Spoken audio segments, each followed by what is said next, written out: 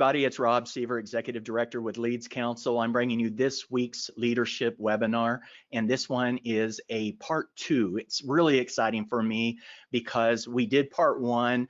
The audience just absolutely said we need to know more, we need to do more, and so here we are with 2.0 of the building wheelchair ramps for your website.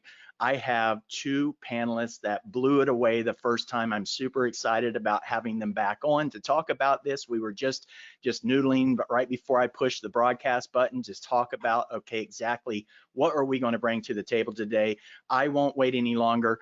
We have Erica Kramer. She's partner at Hudson Cook out of Tennessee, my old home state. Erica, thank you for coming. Tell me a little bit about what you do and let everybody know why this is important for you to be here. Sure. Yeah. Thanks so much for having me back again. Really appreciate it. Hudson Cook in general, we're a regulatory compliance firm primarily, although we do some governmental investigations and a small amount of litigation as well, primarily in the financial services industry. And so that is what I focus my practice on is regulatory compliance with a whole variety of federal and state laws. And one of those being the Americans with Disabilities Act and the web content accessibility requirements and mandates and regulations and all of that surround this sort of issue.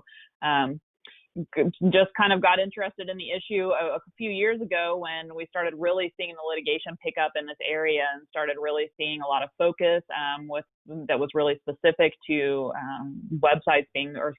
lawsuits being filed by plaintiffs alleging that websites weren't accessible. And so, felt that it was an important issue. It's an important issue to bring to the forefront for companies who are figuring out how to comply and how to make their technology that's offered on the web more accessible to individuals with disabilities.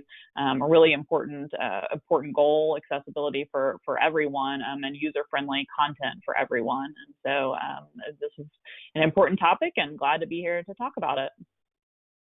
Well, thank you once again. I know that we had some really great feedback when you joined us the first time, so I am excited to get into this. And then I'm going to introduce the other panelists, which I've had a long history on the stage with, enjoy traveling to different cities. He holds me accountable to anything that's not right. He is my guiding beacon. Jason Mckee, your CMO and manager, or a partner, I'm not sure if managing partner is the right term, of Accessibility Shield. Let's tell everybody what you do and why this is important to you. Hi, Rob. Great to be here. Thank you for having me again. Accessibility Shield is a full-service accessibility company. So we provide auditing services, HTML remediation, monitoring, and scanning. We certify Wcag compliance. We can get into more details about what all that means. But basically, the company is built to make everything online accessible to everyone. That's our mission. That's our goal. That's why we got into this, my partners and I. We came about it by just stumbling into a meeting where someone was disabled, and we saw how they use the internet and the problems with it. And then we learned about the legal requirements, and we said this is an opportunity to make a change on the web that's going to benefit everybody. In today's environment, it's something that every single company is sitting down and talking about being inclusive. This is part of inclusiveness. The largest minority group in the world is the disabled population. So we can talk a lot about how that community can benefit from this work and hopefully explain some of the details and the do's and the don'ts when you get into this. I'm happy to be here. I miss being on stage with you and going out to watch you eat pork 3 ways at the steakhouse in Austin, which was a pork chop. I think it was 11 inches thick. It was ridiculous. I miss those days. So right now, being homebound is kind of a struggle, but it's nice to be online with you virtually here and to be able to talk about this stuff. Well, thank you very much, and I appreciate this new background for you. It's so much better than that discotheque that you broadcasted out of last time you were here. Before I get really started, I want to make sure that people understand that these panelists have agreed to answer your questions along the way. We had some incredible questions last time.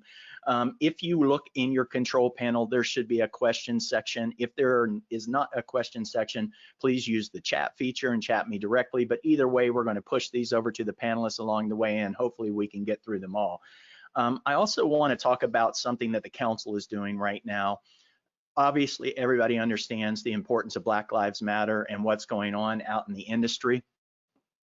as it relates to trying to add your diversity and inclusion messaging and try to actually do something meaningful in the industry. And so the council has been no different in this. And a couple of weeks ago, 3 or 4 weeks ago, we actually broadcasted and pushed out a message from the council, and it was a message on diversity and our commitment to the industry. And one of those areas of commitment is the Americans with Disabilities Act. As Jason mentioned earlier on this call, he talked about the World Health Organization has designated disabilities and those that are disabled as the largest group of minorities in the world. So when we're talking about a group that this impacts, we're not talking about a small segment of people. We're talking about a significant portion of your audience out there. And so this is important, not only from a legal and compliance and risk mitigation side of things, but an obligation for you to do something that's right. And I think that that's what we want to get across on this call. And if you have not checked out the Leeds Council Diversity homepage, it's underneath leedscouncil.org. If you go to our resource hub, at the very top is our diversity hub. We are adding things to that daily. If you would like to be part of that, please reach out to me at rob@leedscouncil.org and let me know, and we'll add you to that group. Currently, we're doing a monthly meeting call to talk about the things that we're changing, working with the other companies within the industry, and it's been super rewarding for everybody that's been part of that. So I just wanted to get that out of the way. Once again, ask questions. This is your conference. Without trying to be repetitive on our first call, because I went back and looked at this, and if you have not seen it, it is on YouTube channel under Leeds Council. You can find it there and rewatch it. I want to start off with just the basics here. Jason, I'm going to ask you, we talked about two different terms here, and they're not exactly the same. We talked about ADA, Americans with Disabilities Act, but we also talked about the Wcag 2.1 or 2. Whatever it is right now. Help me understand the difference between ADA and WCAG. Yep, and it's a common question in this, and that's something that companies have legitimate defenses against, at least in my opinion, saying, hey, we don't really understand what we're supposed to do here to be compliant. We have mentioned the Domino's case, which they pushed all the way almost to the Supreme Court. And one of their standing points was this law isn't clear enough in telling us what we have to do. So the reason that is because the ADA says if you're a public accommodation, that I'm sorry, Erica, you can correct me when we get into the legal details. I'm probably going to say something wrong, so I'm glad we have you here. But basically, you're not allowed to discriminate in America, and that's what the ADA really enforced. And remember, that comes back from the civil rights movement. That's all one thing after the other. These were all baby steps to say we're all inclusive and equity is important.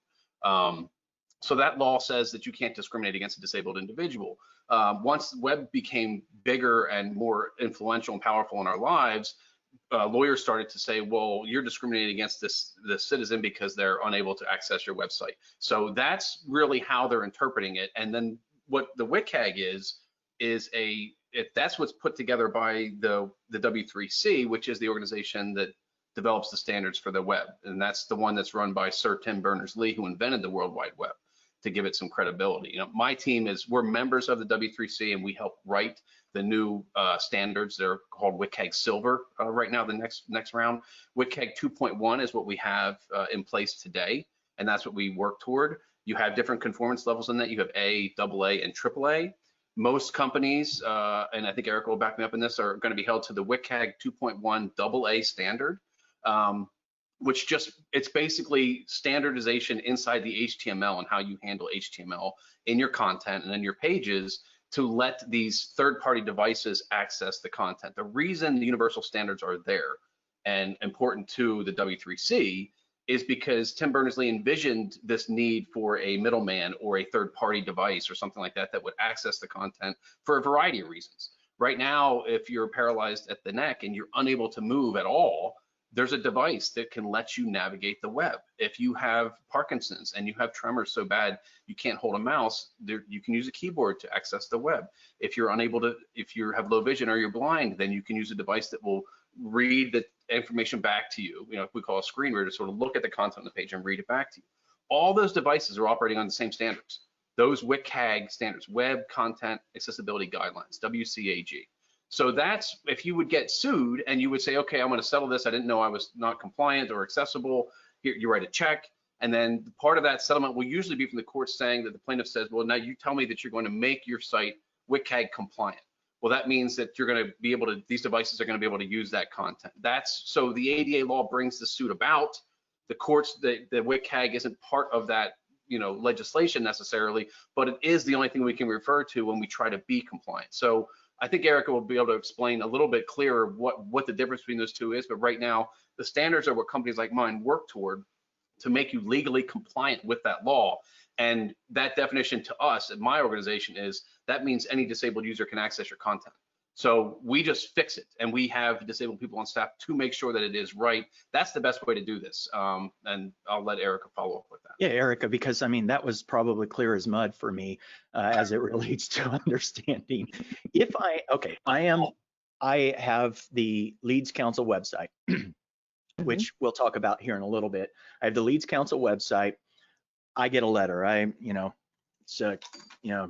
Bang, Rob Seaver, Leeds Council. I read it. I'm being brought up on something. It's talking about the accessibility of my website. One, is that attorney, they're bringing a lawsuit to me, or they're potentially bringing a lawsuit telling me that, hey, look, if I pay this, it could go away, or you need to fix it. That is being brought up under the ADA. Is that what they're suing me for? Is that what it's going to be? And then under the ADA? So primarily it's going to be under the Americans with Disabilities Act, and that's the law federally that, as Jason says, prohibits discrimination against individuals with disabilities. It was passed back in 1990 during the Bush administration, and actually just had its 30th anniversary last week or a week or two ago. So that is the primary law, but there are others that are in play too, depending on the type of the type of organization that you might have. So, when you're looking at the ADA, there's part 2 of the ADA, which deals with governmental type entities. And then there's part 3 of the ADA, which deals with public accommodations. And those are different sorts of businesses and facilities that are accessible to the general public. And so when we look at the ADA, it is interesting because, as Jason pointed out, 1990, the internet really didn't occupy the space in our everyday lives, that it does now, and particularly now during the time of a global pandemic, when people are really homebound in unique ways that, unfortunately, individuals with disabilities have experienced sometimes throughout their lives, but that's even amplified now. The physical access isn't even a possibility for many, even if it was at some point. And so, so if somebody sues you, it's going to primarily be under the ADA. But there are also, in some cases, some state laws that play into this. California is an example of a state that has the UNRRA Act in California. And so we have started to see plaintiffs that are coupling on these state law claims along with these violations of federal law. And then again, depending upon the type of business that you have, governmental agencies, for example, are subject to some additional state laws and additional regulation too. But what are you most commonly going to see, and what are we most commonly seeing, at least for right now today? We're seeing these claims being brought under the federal Americans with Disabilities Act, and they are saying you did not comply with the ADA. You discriminated against me on the basis of my disability because your web content is not accessible to me. It's interesting because with respect to the public accommodations prong, there's actually a circuit split amongst the courts nationwide as to what is a public accommodation. Is a public accommodation just a physical space? And if so, the courts have said that that's the case, then what a plaintiff has to prove is that there's some type of nexus or connection between that physical space and what's accessed on the website or what's available there to be able to bring an actionable claim under the ADA. There are other courts that say, no, the ADA meant much more than just a physical place when it said public accommodation. The internet by itself, we should look at what's offered there as a public accommodation by virtue of the fact that it has this expansive role in our lives. And you can buy things, and you can schedule appointments, and you can even have appointments, and so many other things that you can access on the internet. But that's an area where the law really isn't settled. And so it depends very much on the particular area of the country that you might be looking to bring a case in or operating in. I want to point out that I wore my, and I mentioned it on the first call, I scare because I care shirt. And I bought this quite some time ago from the stage as we go out and we do some of our, in-person events, because I wanted people to know that what we're about to drop to them isn't the most user-friendly content in the world. It's not going to give you that real feel-good thing until it's all over. It is a scary thing. I mean, we've talked about right now terms that a lot of people kind of mix together, but yet are very different. Ada, Wcag. We've got 2.0, 2.1. I just had somebody, Mary Ann, ask me, she goes, I went to the w3.org website and I see the WCAG 2.1 guidelines. There's that available in a PDF document. I will tell you, I went to the w3.org website and it just scared the hell out of me, because there's so many areas where you go, oh my God, I think I'm guilty here. I think I'm wrong here. I think I failed. And so I had to close it down just out of anxiety. And so Mary Ann, congratulations to you for enduring it and reading through that. Hopefully you don't jump off like I did. Do either one of you have an answer for, is it available in a PDF document? I would imagine somebody's done it. Well, I can tell you right now that PDFs are, problematic. They're not accessible. They're not accessible. Mary Ann. So now they can be accessible, but it's just like the basic website today that you build in WordPress. If you just do what you're going to do, it's not accessible. You can make it accessible if you know what the rules are. Same with the PDFs. And we deal a lot with document remediation, because everything from small local governments have to post meetings online. They are forced to do that. They have to do that as an obligation to their taxpayers. And they have to make it, if you're blind, you can't read that PDF. So it becomes an issue. So they're probably not going to make they may have an accessible PDF, but I'm sure that they are available to download. I don't know offhand exactly what that is, but they do make things available. Again, the W3C, this is a global nonprofit, and their mission is to advance the web to the next stage and to keep things equitable for everybody. So their heart's in the right place, and they're doing all of this for the benefit of society. So everything that they do, they push out as much as they can. I mean, it's all freely available and downloadable. I want to throw you guys a curveball, which I know as panelists you really love. We talked about what you want to talk about, what you can't talk about.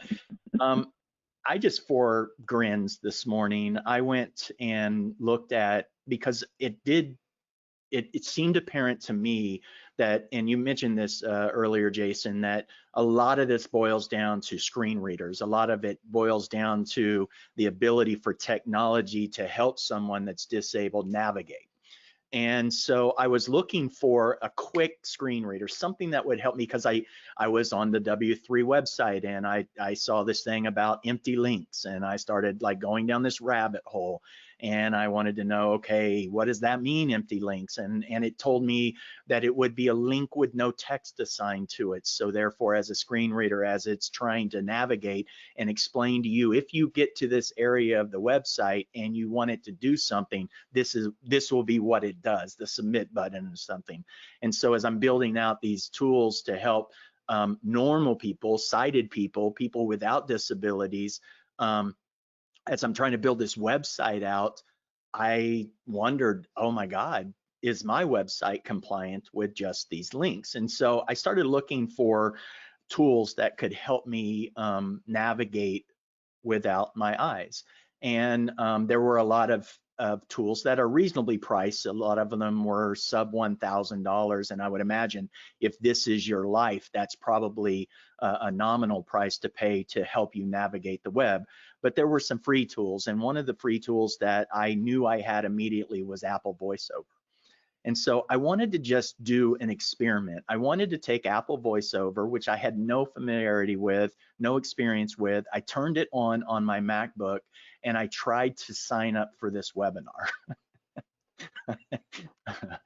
I failed. I did not and could not figure out how to successfully navigate with my eyes closed, how to actually sign up for this webinar. So in our dedication and our commitment to diversity, and in that the inclusion of ADA and disabilities, it's absolutely an area that the council is also going to need to figure out. And we're working with Jason's company on that.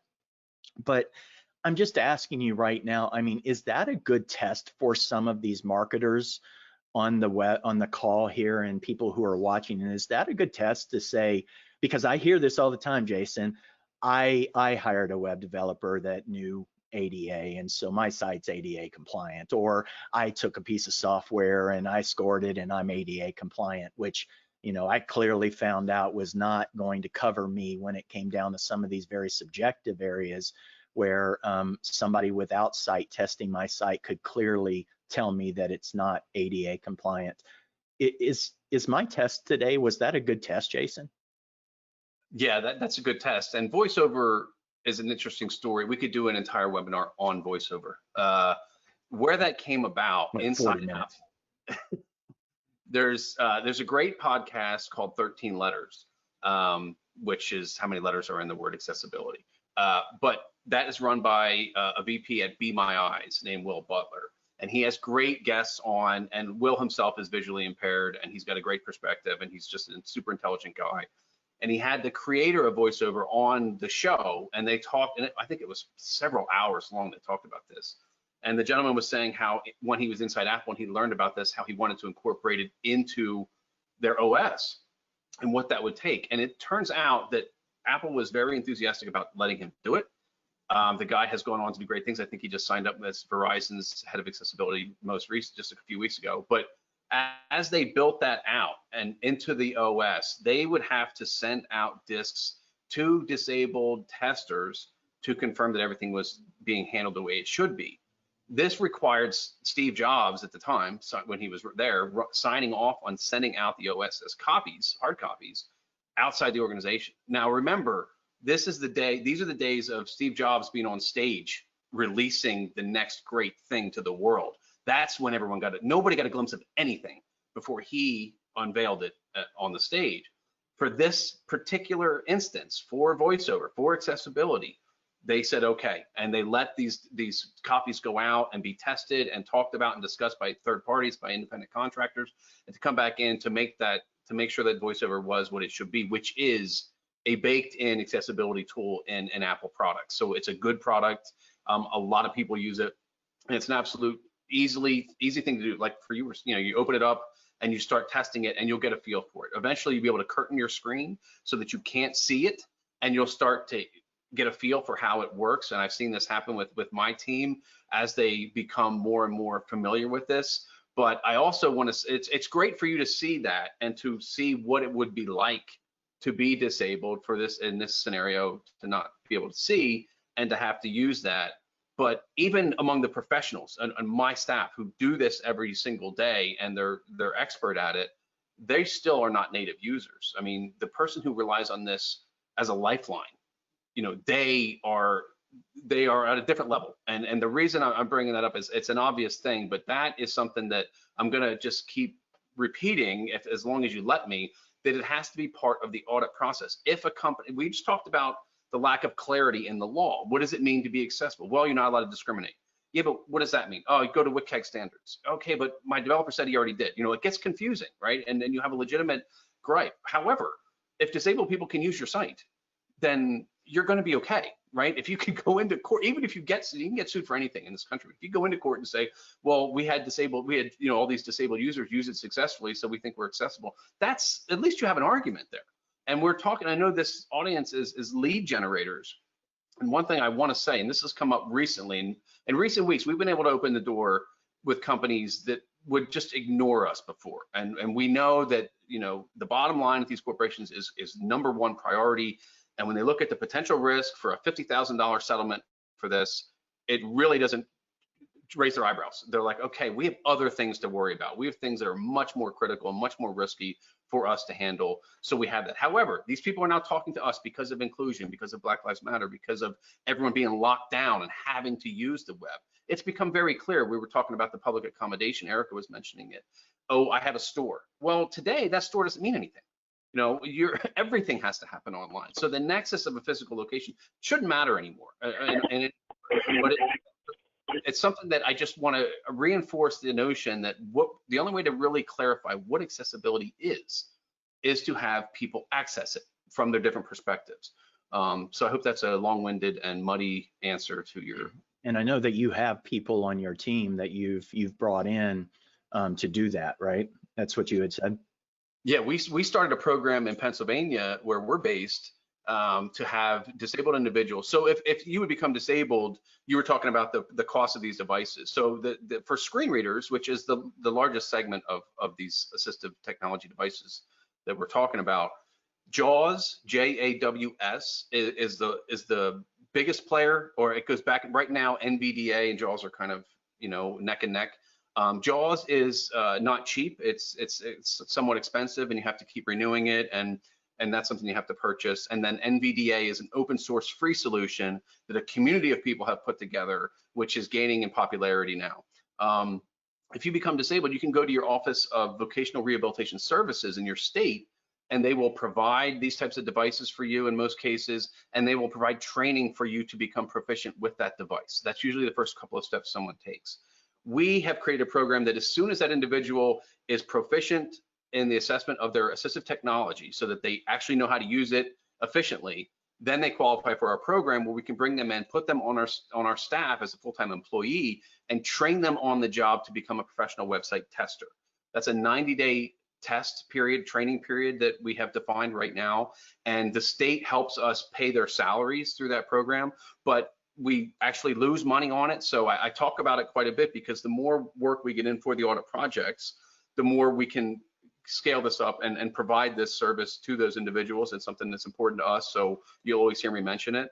But the idea there is, you know, I talked about the scenario, if you just become disabled, you know, who you're going to talk to and what you're going to do. A lot of the individuals that we talk with these are professionals. These are successful people. They're just like the average person you see. All of a sudden, now they have a disability. Well, their options are work in a call center for minimum wage. That's what a state can provide, because there really hasn't been a lot of thought into utilizing their perspective to advance technology, which is what this is going to do. And if you're a business owner and you want to know how accessible you are, then you should see a value. Forget about, oh, we're providing a good job and all that. That doesn't even matter. You're getting a better service from an individual who is saying, this is how I'm accessing your content. These are the issues I ran into. We had a conference last week. I guess I probably shouldn't mention it by name, but one of our disabled team members I asked them to just please register for the conference. We're going to be doing a presentation. Please, you know, sign up and follow along. They were unable to. So I just sent a kind note to the organizer saying, by the way, I don't know if this is on your radar, but disabled people are not able to register for your event. It was like an hour later, I got an email from the person who created the hosting company that does all the virtual services for these events, who said, I didn't know about this. What is this? And we had a great chat. And at the end of it, he's like, we're going to do this with you. We're going to be, because we want to come as a virtual event organizer, get ahead of this and say, we're the only ones who are accessible, because right now, none of them are. Again, to talk to this audience specifically, the lead gen space, none of your forms are compliant. There's 20% of the visitors to your forms and your pages are unable to complete these forms and submit their information.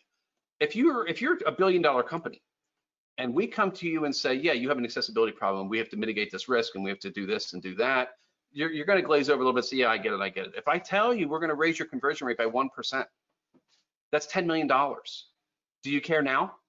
Because no one else is catering to these people, not to mention the PR boon that we can get in front of with all the local TV crews and say, hey, by the way, this billion-dollar mortgage company is now saying we care about the disabled and we're going to make our forms and our services accessible for everybody. You're immediately ahead of the herd. Just for a measly little check to a company like mine, all of a sudden now you stand out in an industry and you're getting that lift in your conversion rates. So Erica, now that we see how how Jason and his company handles a lot of this on your side, you're in compliance. You're in. So would I contact you and say, hey, look, I'm worried about my website. I'm worried about accessibility. I'm worried about my risk. How can you help me? That's something you also do as well, right? What's that experience like? Yeah, that's exactly right. That's exactly right. And so, I mean, there's a few kind of aspects to that. I mean, first of all, it's important to know whatever particular industry that you're in. In this case, we're talking to lead generators, and so it's important to know, what does the legal landscape look like? What does the law kind of say? What applies to you? And where are you at in your thoughts with respect to accessibility when it comes to your web content? And so that's kind of the first step, is helping folks kind of wrap their minds around that. Where am I? And then what are my goals? Where do I hope to go from here? And so, really kind of looking down the line, that goal, right, is accessibility for all the whole universe of users that are going to use your technology. And so, first, with respect to kind of that intersection, we're talking about the WCAG and talking about the ADA. So with respect to that first kind of landscape piece, it's important to know that the Department of Justice has not specifically adopted or mandated those WCAG 2.1 standards. Instead, they've put out some broad pronouncements saying, yep, the ADA does require your web content to be accessible, but we're going to give you flexibility for determining how to achieve that. We're not going to mandate a specific set of standards. And so that's important to know, because that compliance with that WCAG 2.1 that's a big goal, and it takes a lot of work to get there. And as you mentioned, when you go to the website and you see the standards, I mean, it's a thick volume of standards, and they're all important, but it's a process to get there fully in compliance. So first step is kind of understanding what does the law say, how does it apply to me, and then some next and equally important steps are developing what we call an accessibility statement to include in your web content. An accessibility statement, the idea is to communicate to your users that, hey, this is important to us. We value you as a customer, you as a user, and we want to make sure that our web content is accessible to you. And it communicates typically where you are in kind of tackling that commitment to accessibility. Either, hey, we've obtained this particular level of conformance with WCAG 2.1 level AA. That's where we are. Or, hey, this is really important to us, and we're engaging in a process to increase and ensure our accessibility. So that's another important aspect of it. And then doing a couple of things. Providing an avenue for feedback. So if users are using your web content, they encounter an accessibility barrier, or even, maybe not a true barrier, but an area of user unfriendliness where the accessibility could be increased, soliciting that feedback. Hey, let us know, and we want to be engaged in this process of fixing this, because this is a priority. And even more important than that is to incorporate into that accessibility statement a help desk feature for your content. And the Department of Justice has spoken a little bit about the importance of this type of help desk feature. Basically, you're saying to your users, again, if you're encountering a barrier, let us know. And here are some alternative ways to get the content so that we can help you get the content, get the information, get the products, get the services to you in an effective and efficient manner that serves your needs. So that's really important. And that's another kind of important step when folks come to us and are going through this process of getting some assistance in assessing their regulatory compliance for accessibility issues. Along with that and kind of a next stage or a concurrent stage, none of these are mutually exclusive. It's definitely, again, a process, is to get a third-party audit. And we help people kind of coordinate with auditors. There's, certainly, a landscape of folks out there who can, provide these types of services, but you want to make sure that what you're getting is what you need. And you need someone who, as Jason has spoken to, doesn't just perform a manual review of your website. You need someone who is using, real life testers, who is looking at your major use cases for your technology and really evaluating what are users encountering when they come here, and then giving you usable feedback for how to remediate those barriers. So helping facilitate that communication, and then helping kind of walk through and sort through where do we need to turn our attention first. It's one thing to just say, oh, you need to be, your whole site has to be compliant with WCAG 2.1. Well, okay, but we have to start somewhere, and so where are the important places to start? And so assessing that is another way we can help. And then, also along with that, you want to develop an accessibility policy for your organization. And that is going to show it's reaffirming, on the internal side, your commitment to the issue of accessibility. Where are you with accessibility? Where are you going? And then how are we going to monitor this going forward? So great, we've done all these steps. We've gone through an audit. We've set up these policies and procedures, but who's going to keep tabs on this? How frequently are we going to check our site? When we add new technology, what are we going to do with that technology? Who's going to be assessing that and making sure that it is accessible and comparing that to the standards, and going through that process so that this isn't a one shot and done. It's really an organizational value that you want to show commitment to going forward. That was a lot. Yes, sorry. I told you last time that I was only going to give you 10 minutes per answer. It is my attorney boundary there. No, I appreciate that. And, I heard a lot of similarities between what you guys do. I mean, obviously going to a law firm like yours and having that certainly is going to bring a certain level of confidence, but also with Jason, I know that I've been working with you for several months now. This isn't a quick process. I talked earlier on the first call about the anxiety that I had just reviewing some of the findings that you had, where I had something like 800 violations on the homepage alone, which I could clearly see, especially because I use pop-up forms and things of that nature that need to now accommodate whatever the technology is that I'm reading. And I'm also introducing new things that I don't have a process in place for, and I know that you're helping me with a lot of that. And so, you would be able to, and I think we're going to get into that a little bit, Jason. I think you have some of that auditing capability, right? If they do recommend a third-party auditor, they could go to you and have you go through that with them, right? Yeah, that's right. And that is really the crux of our business, because in the audit process, that's the only opportunity you have to uncover all the violations and problems that exist. There is no magic button, there's no magic software, there's no JavaScript overlay that is going to tell you how accessible or inaccessible your web pages are. So it is an important part of the process, and to have an independent third party come in and do the evaluation, this company that has the right standards and right approach to this work, like ours, where the disabled perspective is incorporated into that audit, that's really going to give you all the information you need in terms of how you fix those problems. And going back a little bit to what Erica was saying about, the steps like, a policy and an accessibility statement, in my mind, your privacy policy, your diversity policy, your accessibility policy, your cookie policy, all of these things eventually are going to have to be front and center for a customer to come to your website. You're going to have to be, right now we see the pop-ups for the cookie policy. We know what GDPR is requiring and where things are going. We know where CCPA is taking us. This is all going to be blended into one thing so that people know who they're dealing with. And I think that's really the atmosphere that we're in today, is consumers want to know, well, who's behind that big desk? What are they doing outside of this service? How do they handle these things? So I think it's going to end up being plain language things that you say, this is how we are approaching this as a company. This is our policy, whether or not, we think this is important. Outside, we know what the legal requirements are, but is it important to you, and how are you handling that?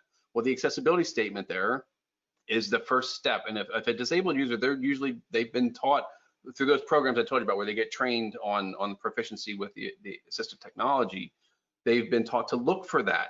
If they have an issue with a site, they need to sign up, they need to order their groceries, and they're having issues, they should look for an accessibility statement, because what that is going to incorporate is part of the help desk feature that Erica was talking about. There's going to be contact information there. In my mind, we need a world where that's a live person, and it's somebody who understands how to navigate those issues. Right now, it just has to be an email address and a phone number, And I think you get a few business days to respond and say, oh, I see you said you had an issue on this page, we're working on it, or whatever it is. You want to open up the communication with these individuals. The legitimate lawsuits that are happening in this industry can all be prevented. Nobody is out there just trying to, I mean, I can't say nobody's out there. For legitimate lawsuits, no one's out there just trying to troll for companies and try to get a quick settlement. We do have that happening, and that's a bad thing. And everyone I've met in this industry who is personally and emotionally and a business side involved and invested in this work, they all think that those frivolous lawsuits are a bad thing. There is one little tiny caveat there, though. In our current state, where the DOJ is not going out with a large enforcement on these types of things, and companies don't consider $50,000 a risk and they don't care, in that environment, the only ones making headlines are these ambulance chasing lawyers. They're the only ones furthering the conversation by making it something that we get to talk about. But on the other side of that coin, these demand letters that get sent out, okay, you know, and I've seen a lot of them, and they're very threatening and intimidating, and they do what they're designed to do, which is to get you to write a check to make them go away.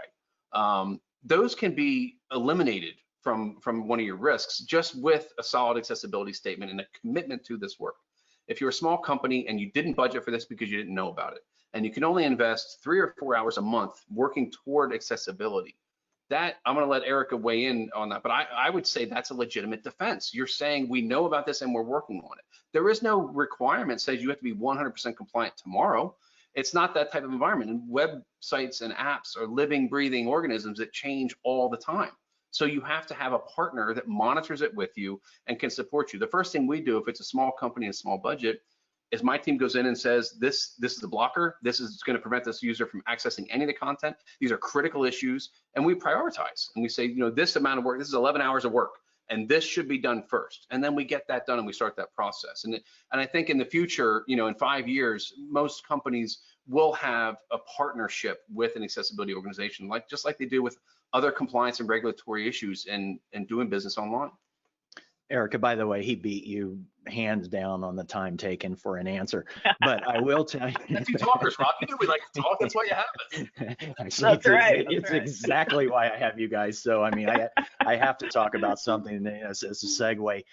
Erica, now he challenged you with like, hey, look, I think you could talk about some of the things he just talked about, but one of the things I wanted to go back to, you mentioned the creation of a help desk. That's part of your general like best practices that you should create for your website, some sort of portal to allow people to ask questions and communicate frustrations and things of that nature.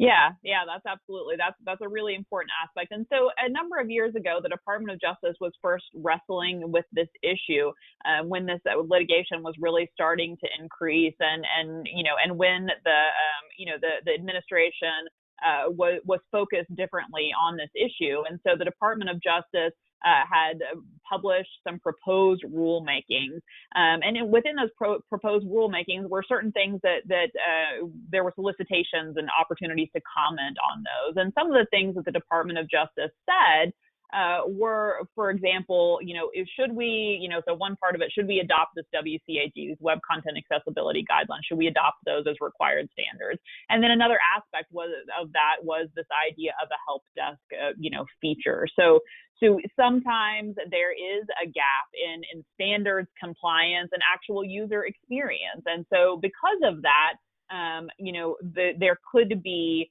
unintended accessibility barriers that still exist in your web content that maybe you're not aware of, or something's changed, or whatever the case may be. And so the idea of a help desk feature is that ideally it allows the user to obtain assistance accessing whatever content, products, or services they're trying to obtain within the same accessibility, with the same time, days, that kind of thing, that a user who does not need, who is not disabled would experience when they're using the site. So ideally, that's going to look like a 24/7 type experience. That's the ideal help desk, is that I can really obtain real-time assistance with solving my problem and getting the information or the services or the content that I'm looking for. I mean, obviously 24/7 probably isn't doable from some of the people in the audience. I know that I would struggle with a 24/7.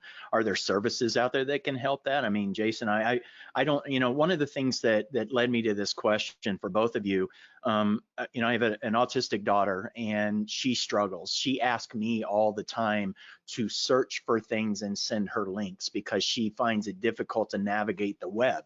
Not just a particular website, but the web. So I think that, sometimes we get focused on just that website experience. The whole navigation of the web becomes problematic for disabled people. One of the things that I don't know how to help her with is that how can we, so if she has a favorite website and she's constantly asking me, Amazon, to help her navigate, what can I do to reach out proactively without making it a lawsuit as a plaintiff, saying, hey, look, Amazon, I got a problem with you. What could I do to help them understand that I have somebody that's disabled that struggles with this experience on their website? Yeah, are there ways of doing it? Are there best practices? Has that question ever come up in what you guys do? Well, it's a great question, Rob, and I know you and I have talked quite a bit about this, and you can see from your perspective right now in the scenario you're laying out, what can you do to help your daughter? You can see why someone will become frustrated and call a lawyer and say, Amazon isn't working. I need help. My child needs to be able to access this. Isn't this supposed to be a thing? And then you find out there's a law enforcing it. Okay, you're going to hire a lawyer and you're going to make some noise and you're going to send a demand letter and all these things that we've talked about are going to happen. What we envision and what we talk to larger companies about and what is kind of still in the idea stage is that live interaction with not only a 24/7 help desk, which is going to be required. We are, and we do offer some of those types of services right now. But what it has to be is someone who's going to be helpful on the other end of that line when a request is made.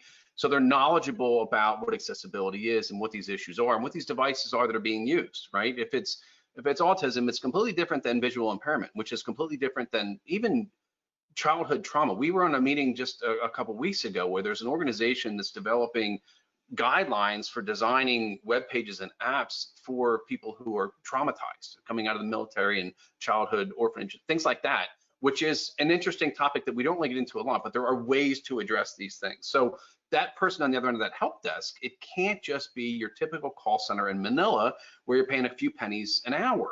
And what we envision and what we want is, now, our company was started from a software standpoint. Our co-founder, Ron, wrote the program that kind of lets all of our work happen. And inside this system, it's constant monitoring of web pages and apps.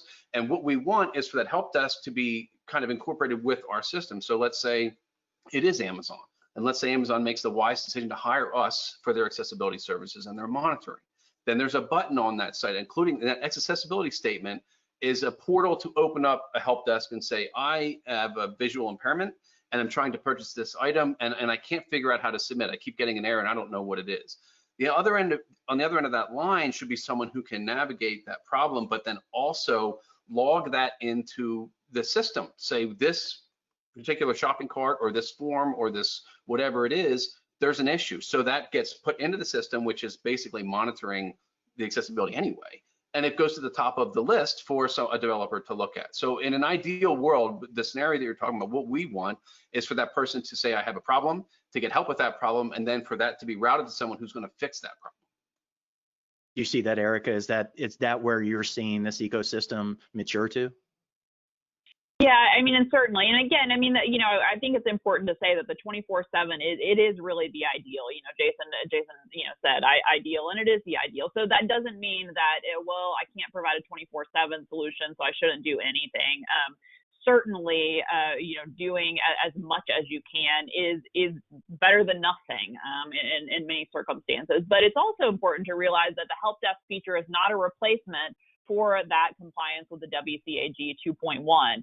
And I don't think, maybe we haven't mentioned, and if we haven't, I will real quick. The WCAG, the reason that the majority of folks are looking to those is because that is what has been ordered by courts and cases, compliance with the WCAG level AA, And it's also been back when the DOJ was taking regulatory action on these types of issues. That is also what the DOJ almost universally ordered compliance with. And again, what they were proposing before those rules were withdrawn. So that's important. But so the help desk feature is not a replacement for that compliance. And there is some case law out of California where a judge has said that, said, you know, it's good, it helps, but it alone is not enough. Yeah, first of all, there was a question that came in and I was sitting there thinking about, like, as a moderator, I'm trying to do my best to ask the best questions. And this one was one I should have thought of. So thank you for bringing it to my attention. As a marketer, somebody who produces content almost on a daily basis, new content, fresh content, new websites, new landing pages, new forms, all of these things that we're talking about collectively, is it best, in your opinions, for me to say, hey, look, I know what I'm building today. I know there's a problem with accessibility on my site. I can't tackle it all at one time. We've talked about we can baby step this. So I think that's a takeaway for most people, is that, hey, look, it's massive, especially if you have a massive website. So we can baby step the solution, but is it best practices to hook up with somebody like the two of you and immediately start working on the content today that I'm producing? Does that, and Erica, maybe you can help me, and if I were to be sued tomorrow, is that something where I can legitimately go, look, this is a mess, we're dealing with it, we're trying, but moving forward, I'm not making those same mistakes because I'm working with companies. Is that best practices to do things today with the content I'm producing today? Either one. Well, yeah. I mean, I'll definitely hand the technology part over to Jason. But I mean, as far as, I'm going to give my favorite lawyer answer, which is it depends. So I like to use that as much as possible.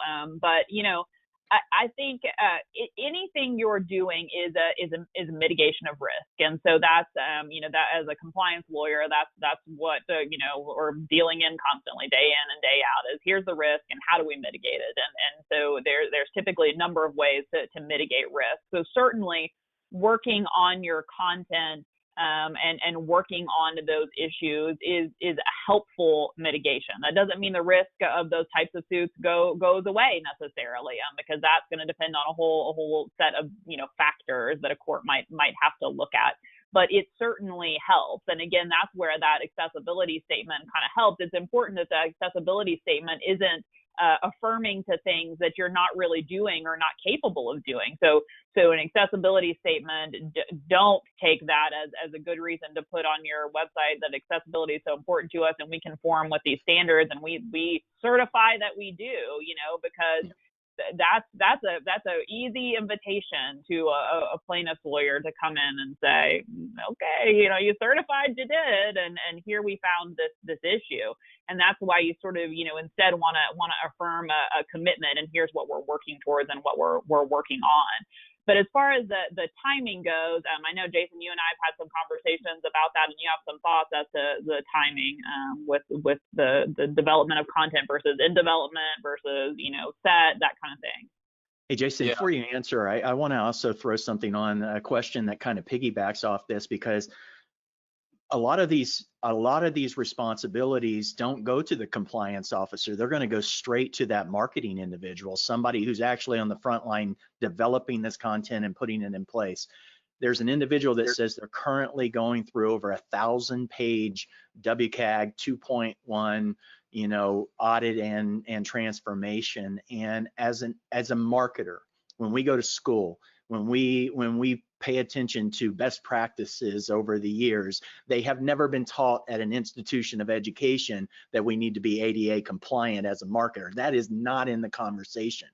So when I'm sitting there looking at color palettes and I'm looking at muting them down because maybe the contrast and all of these things that come into play that are so anti-marketing, how can I, as a marketer who loves things to look good, who really is looking for that 80% to really appease them, how can I still hold on to that side of my life and my career and still be compliant? Is there an answer to that, or an easy answer? Well, yeah, I think the easy answer is, most of the time, in fact, 99% of the time, when we go through complete audit and remediation process, for an entire site or a portal. I mean, these are complicated systems sometimes. Nothing changes on the visual side of things. Nothing changes in what the content looks like to the average visitor. The only time something changes in my experience is when it's a contrast issue associated with brand colors. So we have this brand page, it's branded, and well, the color contrast isn't compliant. Well, those are our brand colors. What are we supposed to do? So then it becomes a conversation. Well, we have to tweak this a little bit and change the look. That's the only time we have to change. The team at Accessibility Shield, these individuals are very skilled at manipulating code and making things compliant without changing anything else. For the marketers out there, the first thing that they should be aware of is that 50% of the things that we're recommending for compliance are also recommended for SEO optimization. Because keep in mind, SEO is basically, you know, the bots, the spiders crawling from search engines and identifying what's legitimate and organic result. They're going through the same type of hierarchy of HTML that the screen reader or the assistive technology devices do. So there's a lot of crossover. They can say this is an SEO project, and it can also be an accessibility project. In terms of 1,000 pages, that it doesn't even matter. We do complicated systems, large banks spitting out tens of thousands of landing pages for credit card applications. This can be fixed at the template level and at the source level, and very quickly. It's not, I mean, it's not, you know, an hour, but it's not $1 million. It's not a huge project to do this. The content is the easiest thing to fix, and we almost always fix that with 10 to 20 hours of training for the content editors and the marketers, saying when you're creating content, please follow these guidelines, go through this checklist, things like that, because we've already fixed everything that surrounds these pages, all the templates, which is really where the issues lie. Those have all been remediated and fixed. As long as you don't break anything moving forward, you're going to be fine. And here's how you don't break anything. And by the way, some of this stuff is SEO best practice. So it's an easy conversation for us. And that's usually what happens. We get in to the back end, we fix everything, and then we have some discussions with the dev team and with the marketing team. And then there's some training and saying, this is what you're going to be doing moving forward. We know that. Here, please do it this way, and you're never going to have issues again. And I also want to reiterate, once they do that, then they can get out in front of it. Hey, guess what? This is a free PR move for anybody who wants to get out in front of it right now. In 3 years, it's going to be something you're already supposed to be doing. Right now, you can get in front of it and say, yeah, we believe in this. In today's atmosphere, where it's important for companies to identify their brand with some kind of personal trait that shows inclusiveness, this is a no-brainer. Yeah, I certainly, from a council perspective, it makes perfect sense as we continue to evolve our diversity efforts. Erica, did you have anything? Because literally, there is a lot of anxiety on behalf of the marketer out there, and we want to do our jobs. We want to go out there and we want to attract the biggest audience, you know, with the best, you know, whatever bait it is. And so, to me, there is anxiety on my part. And who do you work with normally, Eric? Oh, by the way, I do want to pause. We're only a couple of minutes before the top of the hour. I have asked the panelists if they can extend for a few more minutes. This is recorded. If you do need to bolt for a second or for the rest of the day, it's fine. I'm going to be posting this as soon as I can. And so feel free to jump off if you have to, but obviously we're right in the meat of something and I don't want to end it in the middle. But Erica, like, you know, do you have these types of anxieties when you start working with companies, and how do you subside or bring those anxieties down to somebody like me who may not be a compliance officer talking to a compliance attorney, but somebody who absolutely understands the risk and needs to mitigate it, as you so elegantly put earlier in the call? Risk mitigation, it's I know that's what you guys help with. Yeah. Well, I mean, I think that training piece that Jason mentioned is crucial there. I mean, you know, first of all, a lot of this is like in many organizations where, you know, they sort of have the business side and the desired way to approach things from the business perspective.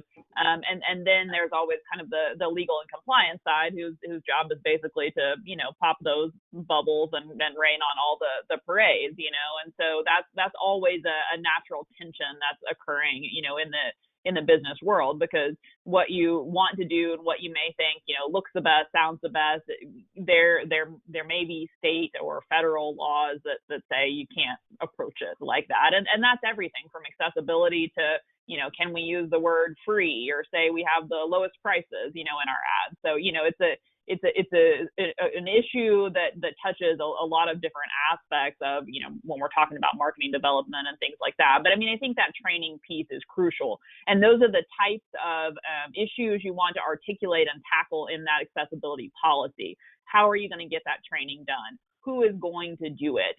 And what sort of resources are you going to use to make sure that it happens? How frequently is it going to happen? So that, again, that becomes absorbed into the fabric of your organizational culture, and that becomes part of what everybody knows. This is how we do it. And so then those visual aspects, or the aspects that are marketers really going to be dealing in when they're producing that content, become more obvious because you're looking for it. You know about it, you're aware of it, and you've got your sight set on it, and you're looking for it. So, and I mean, again, obviously there's a real, as Jason has mentioned, a real business case for the importance of doing this accessibility, both to those consumers or customers who who are disabled, as well as to their family, their friends, and many others who believe that this commitment to accessibility and to inclusion is crucial to our society. So, staying kind of, walking that balance of here's the training, here's how we do it. And don't forget, this is why it's important,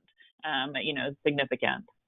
By the way, Jason, to the person who asked the question, Elizabeth, about this, as a marketer, she also pointed out that she has an existing brand. She said, moving forward, we can do this, but we have so much brand equity in what we have already out there that the thought of coming back and changing contrast or muting things or that, there's a lot of reality to making those changes. And so I just wanted to put that context out there. I don't want to go too much longer, but I have to believe that we could probably do one of these a month and continue to go down the list of things that we want to cover and don't get out in an hour. Erica, if somebody wants to understand better on how they can engage with you, what's the best way to do that? Yeah, the best way is just to send an email. My email address is ekramer, and Kramer's with a K, at hudco.com.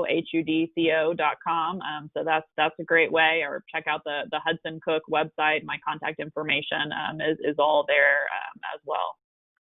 Great. And Jason, I know that you and I work together on a lot of things. Obviously, we're working together on the Leeds Council website and how accessibility and it meet together.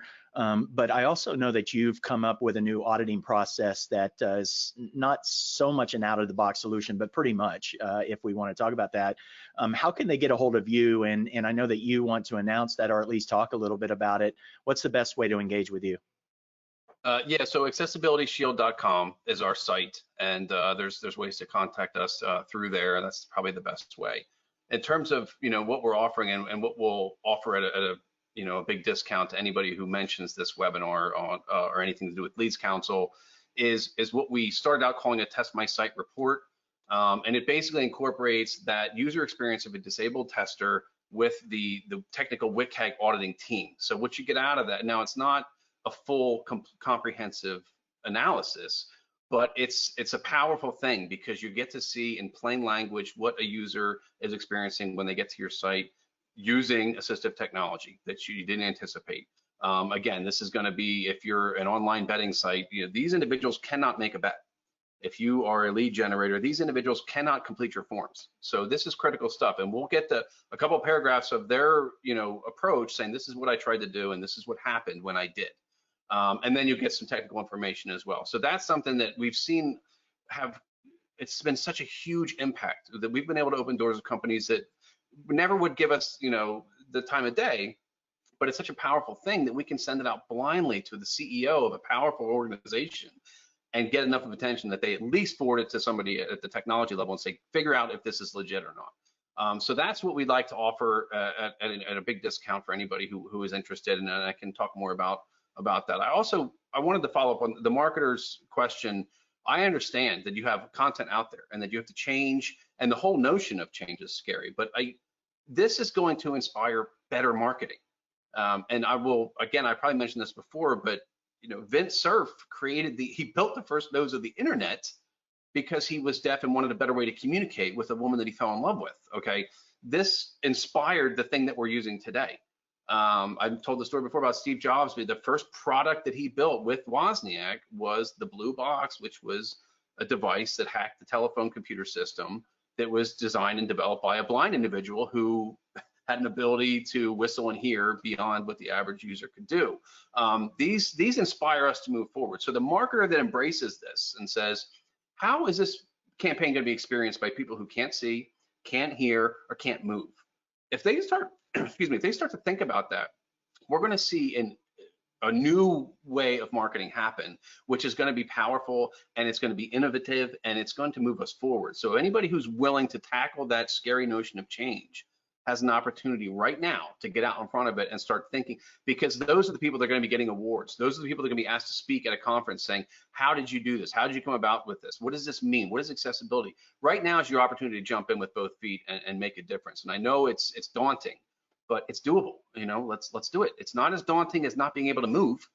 People go through that every day. So this is doable. Well, look, this has been once again just so good. I love this type of conversation. I love getting into the nuts and bolts of it.